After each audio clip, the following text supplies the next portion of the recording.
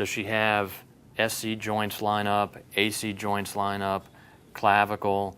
Is one shoulder much lower than another? Now, I will tell you more often than not, somebody's dominant extremity, upper extremity, is going to be lower, at least to some degree, than the other one, because you just habitually use it more. So you tend to see a slight difference. But there's a difference between a slight difference and somebody who looks like that. And a lot of times when somebody's wearing a shirt, you say, well, they're the same. You take your shirt off and you look at somebody and all of a sudden you say, scapula's here on this one. They're not even close to the same. They're radically different. Do you see a difference in muscle mass? Do you see a notable difference in somebody's deltoid? Or, you know, you're looking at their scapula. Do you look at their suprascapular fossa, their infrascapular fossa? Comparatively to the other side, are they the same muscle mass, or is one really hollow? And you say, well, wait a sec, why is that? A lot of times, just because somebody doesn't have pain, we just assume everything is okay. But if you really look at it, all of a sudden you can identify things just on doing a posture analysis of somebody. As I go through this, just ask me questions rather than waiting if you guys are thinking of something. So I'll go through the posture part.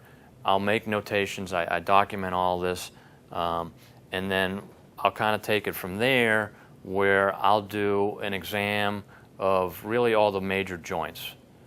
Cervical, shoulder, lumbar, hip, knee, ankle. I don't necessarily go through elbow, wrist, and finger motion per se. I do it sometimes if somebody's really in a sport that's that specific to that, or if I do it generally and I think, well, there's something notably off. They're harder joints to necessarily decipher really mechanically unless there's really some gross deficit. Go ahead and sit right on the edge there. Hopefully it holds me. We're just sitting on the legs, so that's the good part. To do a screening, cervical-wise, I'll take somebody's range of motion, goniometer-wise.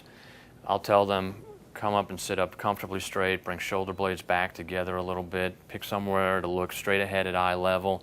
That's where you want to start.